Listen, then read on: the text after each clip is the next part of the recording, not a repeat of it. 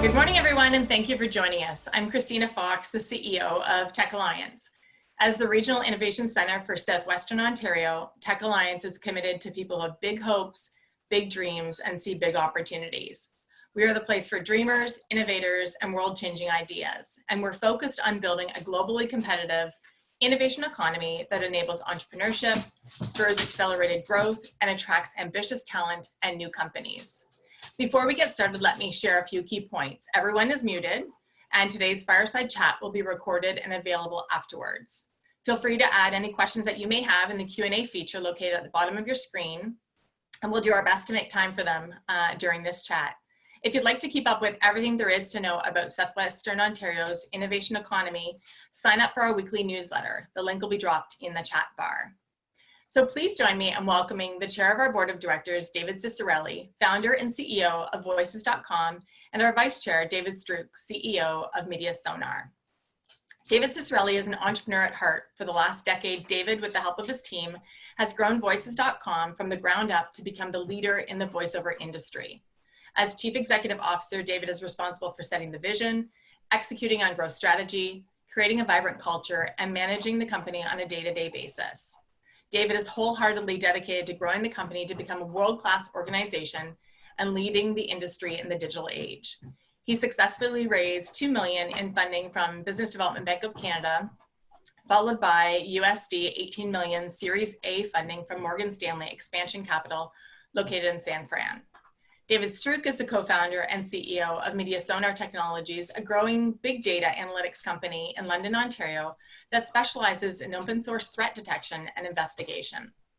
Through strategic and entrepreneurial foresight, David has built a company focused on developing leading edge technology that can be used to make the world around us safer. Prior to Sonar, David was the CEO of Navtech Incorporated and the entrepreneur in residence at Communitech. He plays an active role in Canada's entrepreneurial tech space and is an angel investor in numerous early stage companies. David also sits on the boards of many organizations, both charitable and not-for-profit, and advises a variety of high-tech firms. We have a common belief between our board, our staff, our entrepreneurs and residents, and the entire technology community that in pursuit of creating spaces where innovation thrives, we need to have conversations like these with all of you. So in this fireside chat, we're going to explore leadership and trending topics and shifts that have been created and heightened in the world today. I'm fortunate to have two industry leaders to share an insider's perspective. Welcome, David and David. Great to be here. Great to be here. Thanks, Christina. Fantastic. So we've got a number of questions that we're going to ask today, and we're going to ask both of the questions, or ask all of the questions to both of you. I'm going to start with David Ciccarelli on the first question. So David, when creating and cultivating core values and corporate culture, where do you focus for impact for your people? Well, on the topic of, I guess, of values, I mean, your values are really an extension often of the founders. And so values are, ideas or concepts that you're going to hold in high esteem, right? Something that's important to you. It could mean something like teamwork. It could mean something like professionalism. But whatever is important to you as a founder when starting your company, that's usually what you're going to look for in other people when you're recruiting. It's going to how you value should be, how you decide who you promote, who you hire, fire, and promote. It's all of those things. So those are the ways we try to do what's referred to as values-based hiring. We look for qualities in others and frame questions around that way when considering on the promotion as well too. Is somebody living out the values, or living voices? Then that's often what we look forward and try to highlight that in could be one-on-ones or team meetings. Catching somebody doing something awesome or living out the values. And to be perfectly frank, if somebody isn't living up to the values, that is really a broken sense of trust, and maybe they need to find an opportunity in another organization, so to speak. So there are certainly an important aspect, and it's upon the leader to determine what they are, to espouse those values and encourage others to do so as well. Yeah, I can just jump in. I agree with all of that. It is tone from the top ultimately. ultimately, the culture of the organization has to be a fit for everybody. Like it prevails through the entire organization. I learned this very early in my career. Where you mentioned I was CEO of Navtech. We had a point where we were growing quite large, and we bought actually another company and that was based in Europe.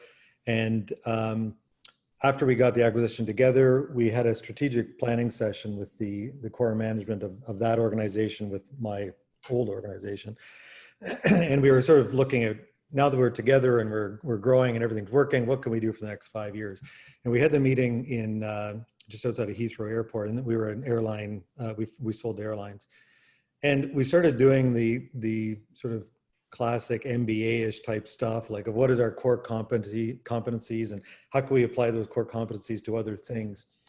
And after the meeting, and so we came up with a bunch of different things that we could do. And after the meeting, we went back to our hotel and we're sitting outside on the patio, and a plane would fly to land at Heathrow overhead, and everybody'd look up and debate what kind of aircraft it was and what the engines were and what whether it had a hush kit or didn't have a hush kit, all this sort of stuff, very specific to airlines. And it really struck me that we were all there because we loved airlines, not because we wanted to think about our core competency and how we could apply that to different industries or whatever. And so I went back the next day and I said to the management team, would you rather us get into selling like the metal boxes that you use to hold baggage that you sell to the ramp people, or would you rather take our mapping and technology that we sold to make charts for navigation? Would you rather sell that to maybe shipping industries, which sounds kind of cool, sounds way better than selling metal boxes? And without a doubt, all of our people said they'd rather sell the metal boxes because it was selling to airlines. And that's where it really struck me that if everybody's aligned and integrated to this one core thing, you're going to be super successful. And that was just ingrained in everybody in that organization. That's awesome. That's a great story. Thank you both for starting off the webcast strong. So David Ciccarelli, how did you prepare your team for the global pandemic? Well, likewise, another interesting story. I was actually away in Boston on an executive education program, and there was actually students from around the world, including many, and this was in February, including many from China, who actually said that, look, we think that this is a lot worse than it's being reported, and likely to get a lot worse, and potentially become a global pandemic. And so upon returning, the first thing we did was a work from home readiness assessment. We didn't have any remote employees, and we didn't even have the capabilities to do like video chat. None of us had kind of signed up for any of these services. So simple things. Does everybody have a laptop? Can everyone even sign in remotely? Can we run a group video chat like this? And so after that assessment, it wasn't more than the next week that the WHO declared a global pandemic, and we immediately went to mandatory work from home. And the benefit of that is we actually had what I would call a unified work experience. Some organizations, said it was optional at the beginning, but I found that getting ahead of it and having everybody, kind of experience the same thing at the same time actually brought us together and just made communication clear. It had better expectations. And then we tried to actually maintain all of our practices and routines. So one of them at Voices is, we call it the weekly huddle. So it's every Monday morning at 11:45, and everyone gets together, and it was in person, of course, but as soon as we went to work from home, before that final day before we said mandatory work from home, we did a 100+ person video chat just to see if it would work. And it was admittedly pretty choppy, but we figured that's because we're all on the same Wi-Fi connection. But nonetheless, we will go, look at this is an important practice that we have. We feel it is kind of the manifestation of our culture, is how we get together and interact. And I realized that by maintaining those routines, and at least a few of them, that we were creating a sense of stability in a world of chaos. And that's why it was so important to keep those routines up. But that was a bit of a before and the immediate aftermath. Awesome. Thank you for sharing. David, how about you? Yeah, so I guess the short answer is we were not prepared. Like I don't think any company was really that prepared for this. But I guess I would say that we moved to a work from home pretty seamlessly, even though we didn't have a specific plan or business continuity plan, I would say. And that's probably because we are just a relatively nimble company to begin with, and we already employed a lot of things like we had a lot of tool adoption for Slack and Zoom and Hangouts and different things. So we had a lot of that tool adoption already. We already had a pretty tight-knit group around our culture and our purpose and what we're trying to do, and aligned to company success. So the concept of going to work from home wasn't really problematic, even though we probably weren't really prepared for it. We also do a lot of communication, which I think helped. And as David said, we tried to keep up that regular routine as well, and we implemented a few other things. We do a huddle, or we sort of more call it a stand-up, but same sort of concept. Ours happens to be at 11:50 on Monday mornings, but we do those sort of same general meetings to keep people connected. I was probably one of the people who was a little more skeptical of how the work from home would work longer term. In our case, I would say we've been as productive, or we've had stretches of higher productivity than we probably had before we went to work from home. But there will be a whole series of new challenges that come out of working from home. I think we've adapted pretty well, and it works great, but there will be new challenges. Well, we had one where I think it worked very well because we were a tight-knit group and everybody communicated well, but we had one new employee that was starting in the sales area, and he happened to start the week we all went to work from home. And I know that individual probably struggled to get up to speed because we weren't, as much as our already connected team could pretty seamlessly use the tools and our processes to work effectively at home, to get a new person up to speed was tougher. So those are going to be some of the areas that are going to be challenging as we go forward. Well, absolutely the onboarding, it's not like there was any precedent for onboarding a new employee remotely. You lack all of the, hey, let me walk you around the office and shake some hands and get to know everyone. One of the other observations, Christina, this is interesting, was we found before you could just kind of bump into somebody in the hallway or a parking lot or an elevator, and because you lacked all of that, everything became a 30-minute meeting.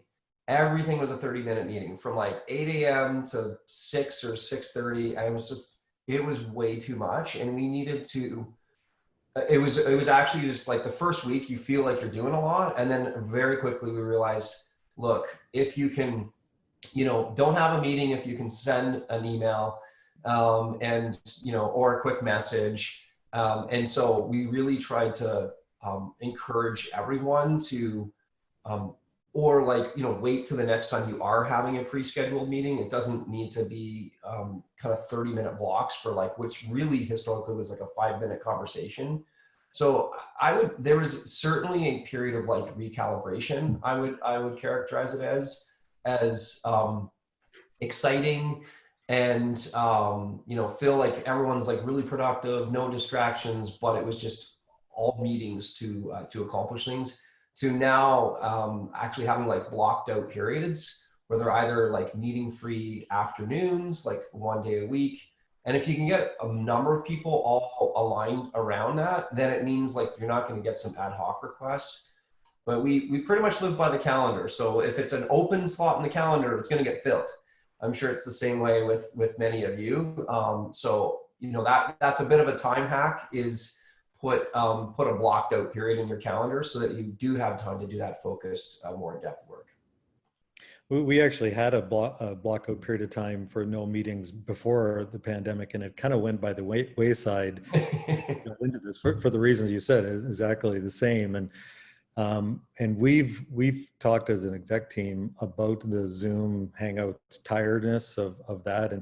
And I've tried to shrink meetings that typically would have been an hour to 30 minutes. And Yes. we sort of got set in this 30 minutes. But if it's really just a conversation, like it's 15 minutes, and like we try and be much more crisp on that for sure.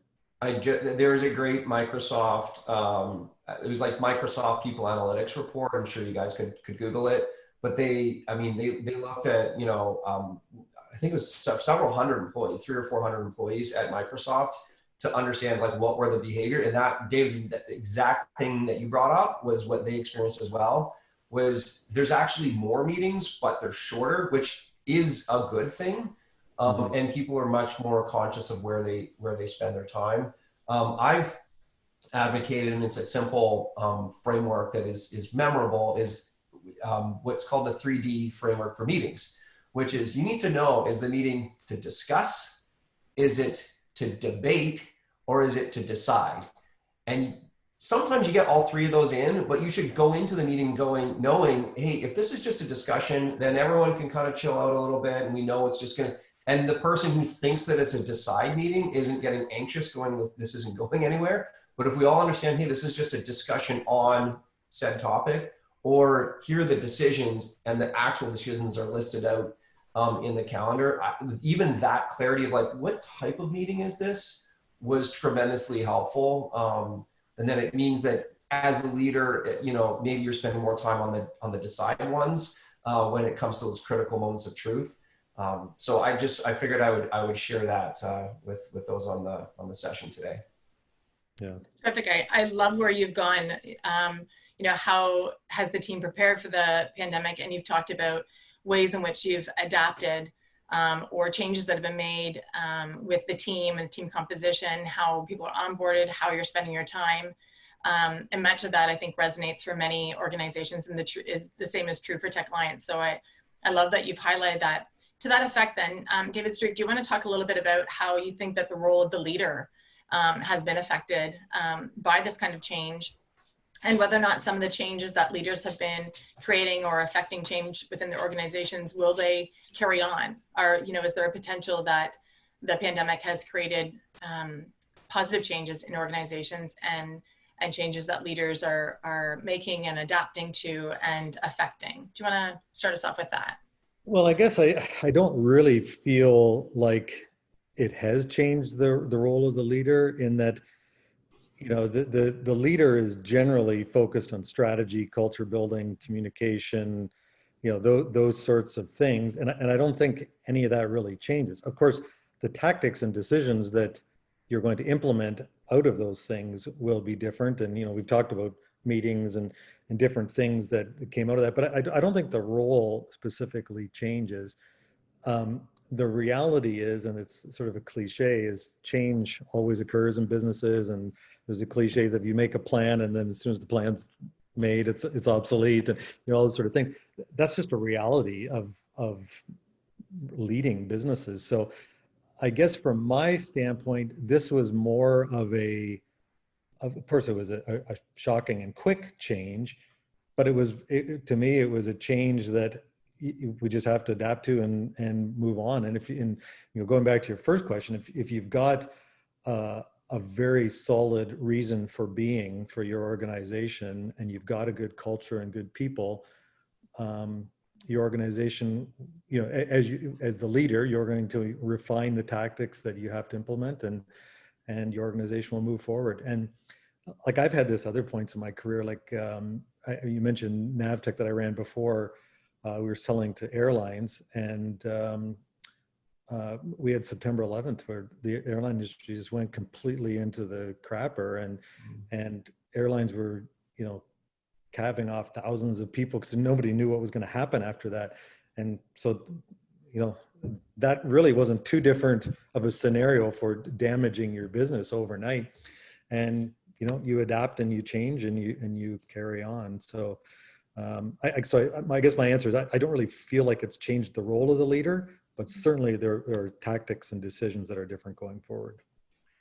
David, I'd add that I think it's revealed how strong of a leader somebody is. If you can Yes. adapt, then great. If you just crumble under the pressure, then that is very telling in and of itself. Yeah. You're right. The need for communication just it almost like it amplifies all of the attributes that you would expect a leader to have or exhibit. And we brought up communication. Now, a lot of people just don't like being on video. But if you're not on video, no one's ever going to actually see you as a leader. And it's just kind of like, to use your term, it's the tactic of how you communicate is going to be slightly different. So you got to, embrace the tools that are at the disposal so you can continue to remain present. That's definitely one. The other, I guess some of the maybe newer behaviors, which are really just tactics, are we never had a leadership team daily. We had like a, exec team or leadership team. We had a weekly meeting. But we found, like, my goodness, every day for the first 3 months or so, there was just so much that was changing.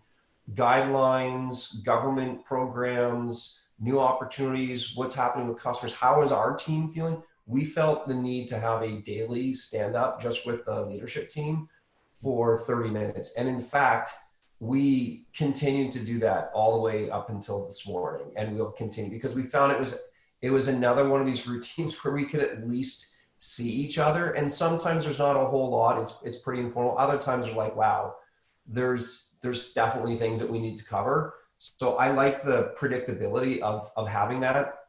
But it's revealed more than anything else. And I realized I needed to likewise step up and be present in situations maybe I wouldn't have before, because it's like, oh, people will kind of see me in periphery. But if you're not logging into the Google Meet or Hangout and showing up and engaging and encouraging on chat and so forth, it's almost like we don't want to be the absent leader, right? We want to be the present leader. Yeah, it's certainly one thing that this did. I agree with that it's going to expose good leaders and poorer leaders for sure. The one thing I would say that my team was really good at is we reacted very quickly. And so, even just you're a much larger organization than Media Sonar is, but I would say that sort of within a month or month and a half, we kind of settled into the new norm pretty quickly. And I heard people saying for, month or week 8, week 10, week 12, they're still trying to figure this out. And we kind of, we redid our budget and our goals for the year, and because our year end starts May 1st. So we were sort of in that process anyway, but we recast some stuff and we relooked at our KPIs and whatnot. And then we kind of just went forward. So I think speed was something that was super important for us in those early days, to make the quick adjustments, quick changes, and then just move on. Which I think is a normal. Out of curiosity, David, did you, issue or run like an employee engagement survey or a pulse check of some kind just to get a bit of a beat on how everyone's feeling? We did, and my HR person is having sort of regular one-on-ones with everybody just to get a check. I think that is one of so that has raised some issues that I think will be the new challenges coming out of this. Mm-hmm. Is the sort of mental health aspect for people, serious mental health, but also more casual mental health issues related to being at home. We are social creatures, and I happen to live by myself. We have a couple of staff that live by themselves, and then my daughter's got 3 kids that are under the age of 5, and she's trying to do her job at home and look after 3 kids because there's no daycare. And so that's caused a lot of grief for people, which they've had to adjust, and then we've had to adjust to help them as well. So that's certainly going to be one of the things coming out of this, that there will be a change if the work from home thing stays even longer. Mm-hmm. Oh, I agree. I mean, obviously tremendously sensitive to the physical, I guess, symptoms and hurt that's going on in the world. Should someone be exposed, to the virus, but there's for, you know, everybody else, there's these whole other like almost unspoken symptoms of, as you said, it could, and it ranges whether you live with somebody or not, there's still there, the feeling of sense of being disconnected or loneliness or aimlessness. Fortunately, we've been in at Voices, a position where we've been able to keep the whole team continue to be employed. And I think that is actually, and I assure you, we, you know, had prepared, you know, plans for, you know, either reducing hours or other alternatives of what may, but we've not needed to resort to that. And there's been such a tremendous amount of gratitude that people have been able to retain their positions. And in fact, many, you know, there's this like, people just doubled down, and this notion of like increased productivity. It's like, look, we've got like, we're holding together the company here and everyone's employment prospects and career prospects. So like, we really got to make this work. So that did bring together, but you're right. There's a lot of kind of unspoken challenges around mental health and well-being. And, you know, as much as we've tried to run some sessions and kind of highlight the resources that are accessible, I think it's an ongoing day in, day out situation.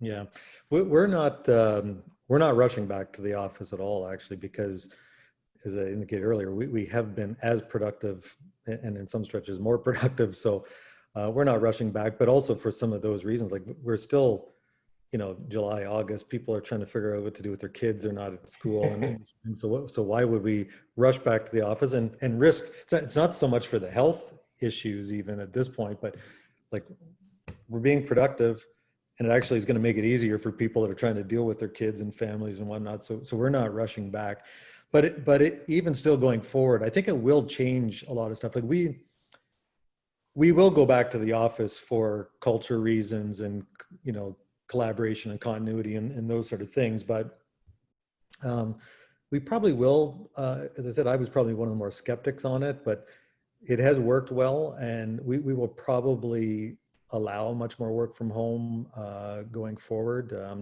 It's not sorted yet exactly, but there will be changes for staff related to that. There's going to be a bunch of the unwritten rules that sort of do change around childcare needs and you know, amount of vacation that's required and sick days, and, you know, compensation will change.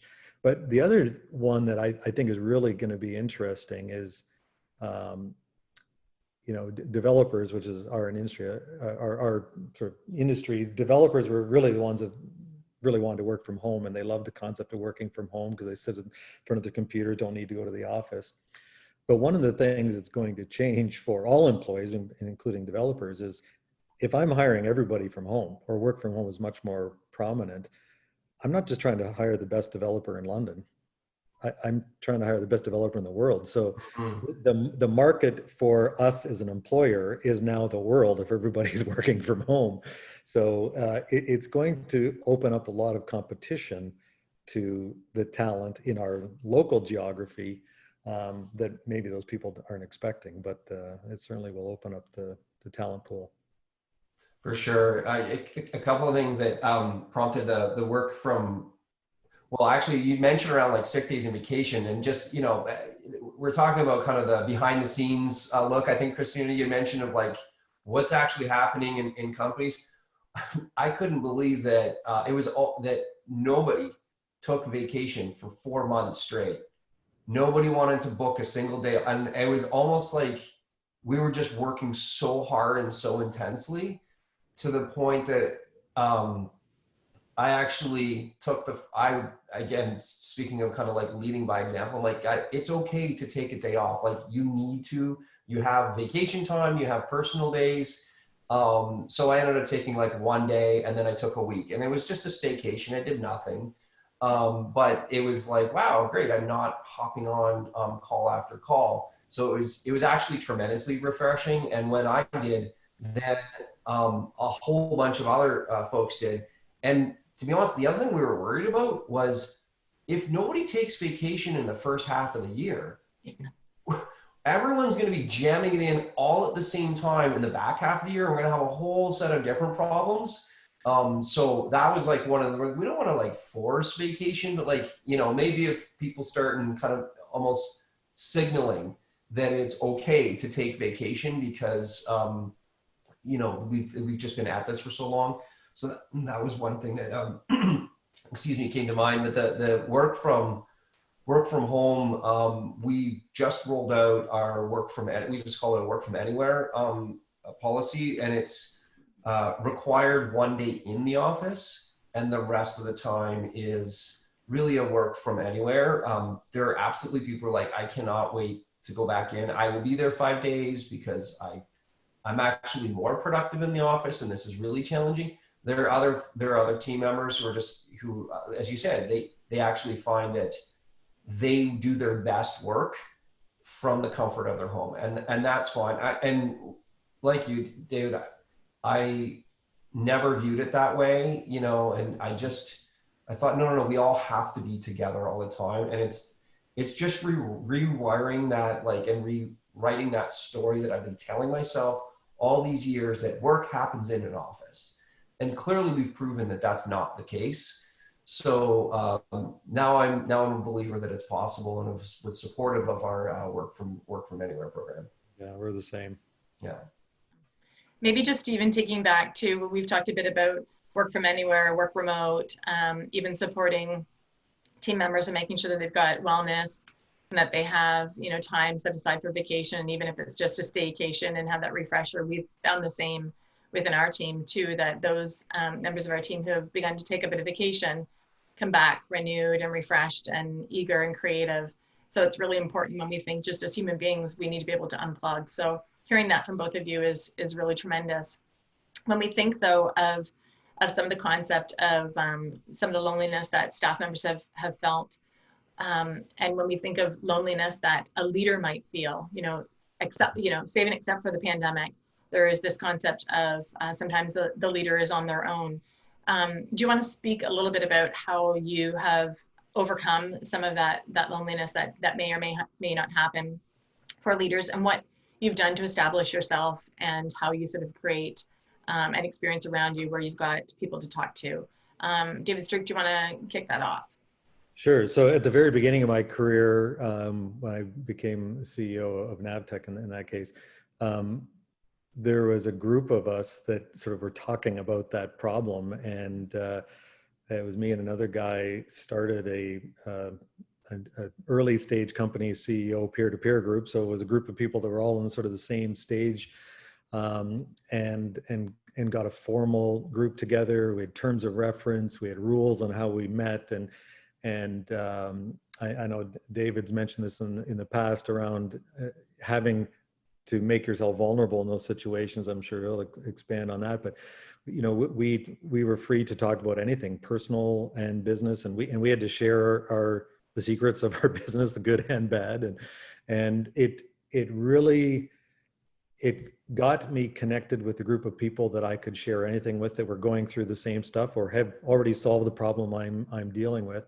And many of those people are still, 20 years later, the same people I go to now or talk to now, even though I'm not in that sort of formal group with them. I still have that relationship, and I'm constantly trying to find other people that I will, try and build those relationships with at a peer-to-peer level. The other one for me that I find really valuable is, as you mentioned at the top, I do a lot of angel investing and mentoring of early stage, people, young people. And I actually find that really good because it forces me to always sort of rethink things that I've done in the past. And is that right? And do I actually think the same now as I did then? So it forces me to sort of rethink my own stuff all the time. And on the other side is I'm actually learning a lot from some of the younger people that have got way more energy than, I do at this stage of my life. And so I find actually working with a lot of young people, I get something back from that as well, which is really beneficial to me. That's awesome. Thanks. David Ciccarelli, how about you?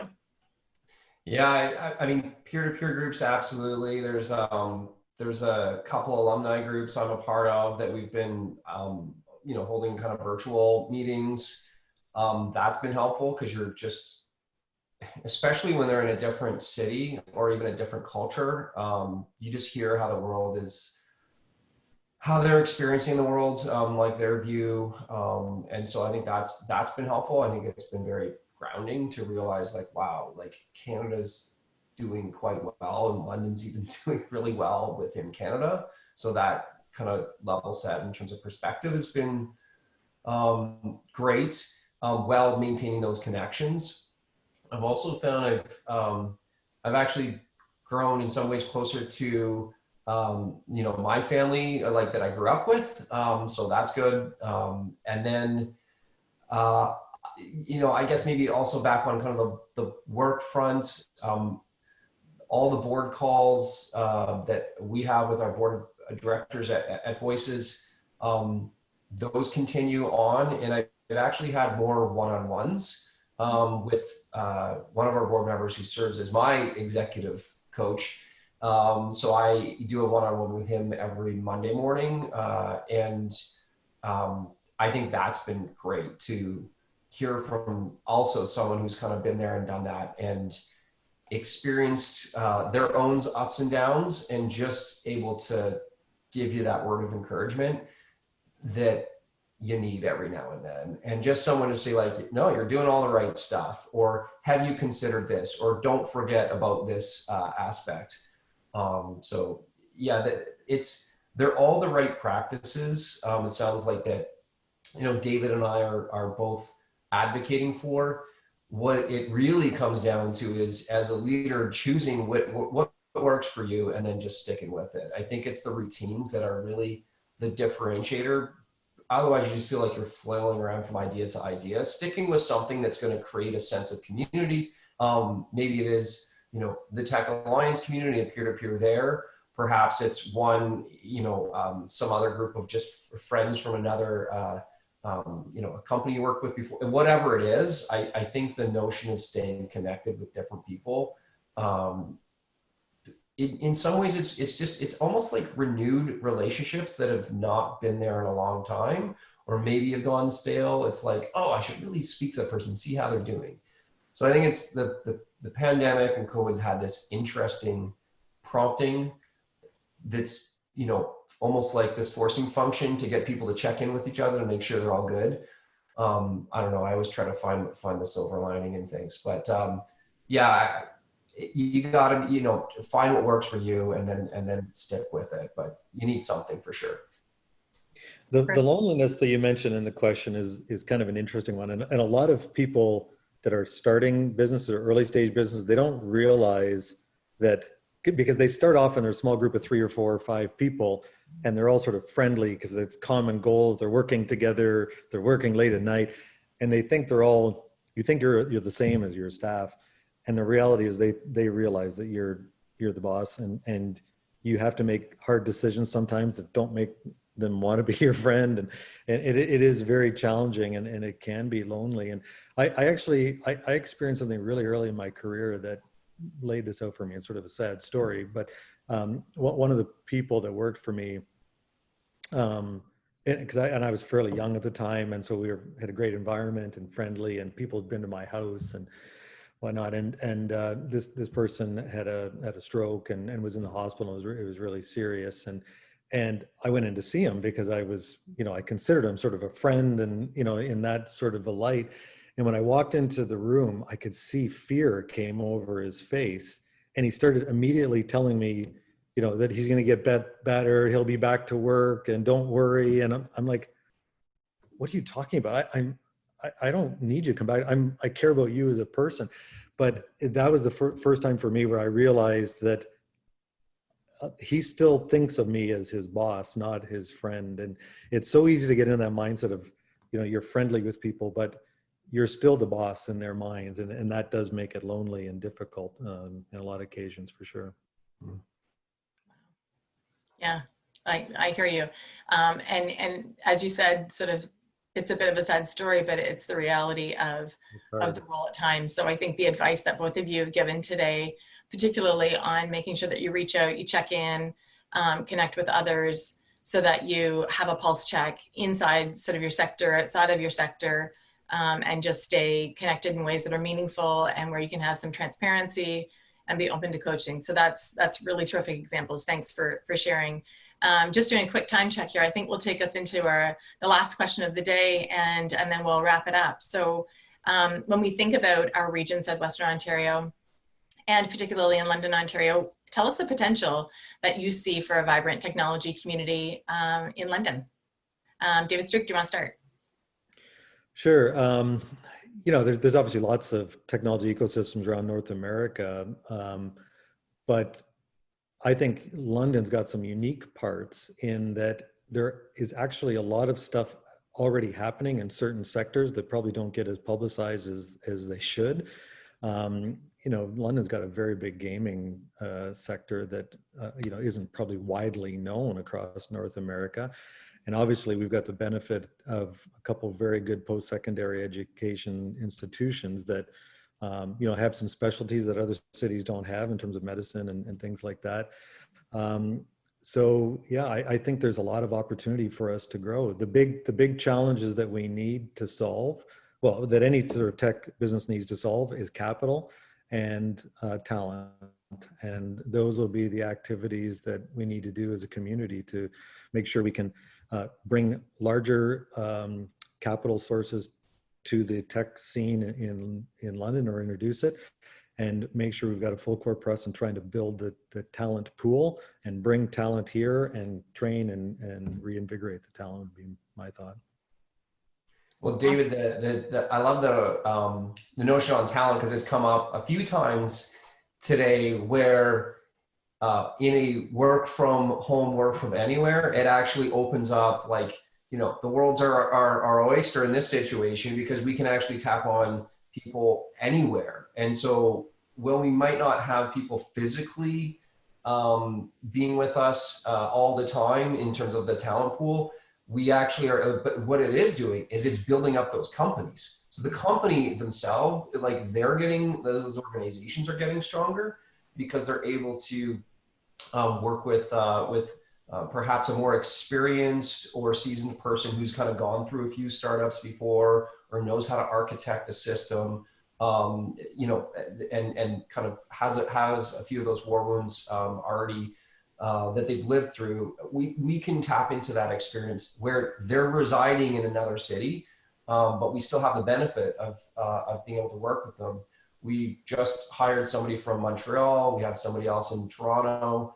Both of them, we didn't even put a requirement that they must move. Both said that they would certainly want to, at the right time. But that's, I think, just case in point of two instances where we see that already transpiring. Which, back to the question, Christina, I think that's great for London's tech community. The other thing is, I'm actually excited for the new location of Tech Alliance being downtown. I think that's fun, and will in and of itself serve as a hub where everyone can get together. Mm-hmm. Right on. Awesome. Well, thank you, David and David, for your time today. We are certainly privileged to have both of you as leaders on our board of directors at Tech Alliance, along with a slate of other incredible leaders in our community who serve in this capacity. So leading through uncertainty is definitely a challenge for CEOs of organizations of all sizes. And I really appreciate the fabulous insight that you've shared with us and our audience today.